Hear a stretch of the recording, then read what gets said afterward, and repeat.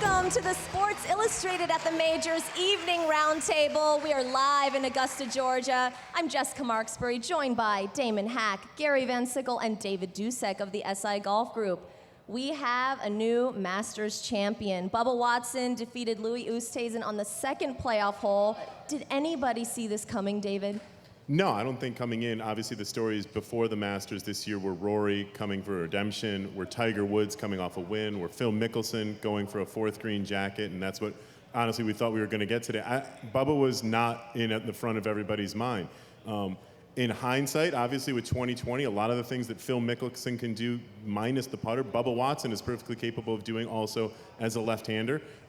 He played great, and he showed a lot more heart, especially with the putter, than he's shown in the past in a major championship. So hats off to Bubba for just a great, great win. Yeah, he's the jumpiest guy on tour. He's nervous, more nervous than a cat in a room full of rocking chairs, as a Southern expression goes. And I just didn't think, I thought Bubba walking the tightrope down the back nine on Sunday, I thought that would be a problem. I thought he'd get jittery and mess up one shot. He did mess up a couple shots, but then he's Phil Mickelson hitting a hero shot recovery. So hats off, that shot he hit in the playoff was the equal of Phil's shot out of the Pine Needles on 13 a few years ago. It really was. I think you learned a little bit about the power of inspiration. Bubba obviously is a new father. His wife Angie and they adopted a baby boy a month ago.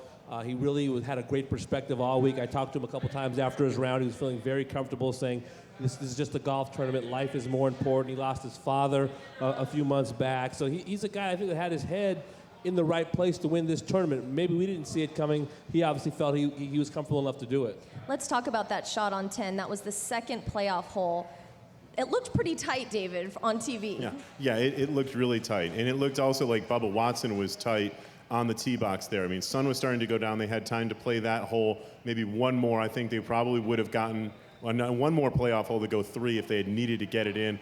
Obviously, he sends it, off to the right, hooks it, didn't have a lot of room, hitting off pine straw with, thankfully, I think for him, Louis Oosthuizen hits not only with a 3-wood out to the right himself, but also comes up short. So I think Bubba probably realized if he can just get it out of there and give himself a chip or something, up close to the green, he's going to have as good a chance as Louis has for saving a par after that tee shot. So maybe that relaxed him a little bit, but it was all heroics. It was tremendous, and he's one of the best shot makers on the tour.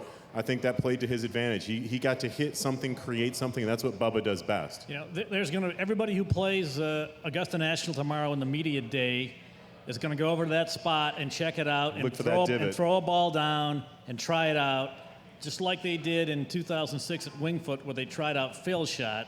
Only this time they're going to go see if they can do what Bubba did, and instead of trying to not do what Phil did in 2006. How about the fact that the last 10 majors, the last 10 Masters have been won by 5 left-handed players? I think we're learning about how this course sets up for guys like Phil, obviously Mike Weir in 2003, and now Bubba Watson, guys that play from the left side of the tee box. They're shot shapers. Bubba has a great imagination. His game obviously sets up very well for this golf course. He could be a dominant player for many Masters for years to come. I have to ask this question. It's been several years since we've had a repeat major winner. No disrespect to Bubba, but is this win an aberration, or will he be a contender for years to come? I don't think it's an aberration. I mean, Bubba clearly was one of the best, if not the best guy. He shot the lowest score, and so therefore he deserves the win.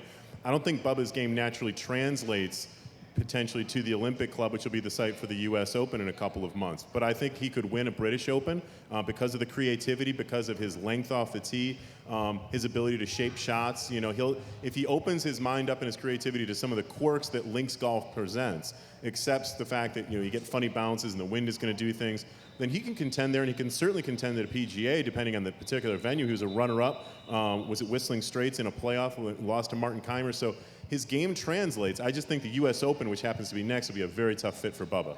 I don't know. If you can win a Masters, I think you can win just about anything. And I think we don't give Bubba enough credit because his swing is loose, it's goofy looking. We're all, I think I mentioned this earlier in the week, we're all hung up on technique. And the guys who don't have perfect technique, we don't respect as much.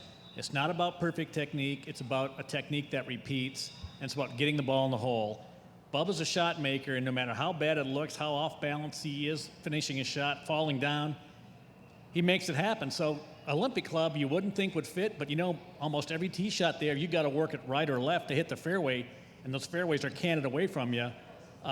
I wouldn't discount him because he's one of the guys on tour who is a shot maker, and there are not a lot of them. I mean, Bubba's one of the last remaining true shot makers out there. He doesn't use video. He doesn't have a teacher. He's completely self-taught. He has a tremendous imagination, but he's also been building toward this moment. You mentioned his playoff loss to Martin Keimer. He steadily built a resume, started winning golf tournaments, being more comfortable on the major championship stage. This really looks like a natural progression in the career of Bubba Watson. Well, you know, he buys the General Lee, the car from the Dukes of Hazzard.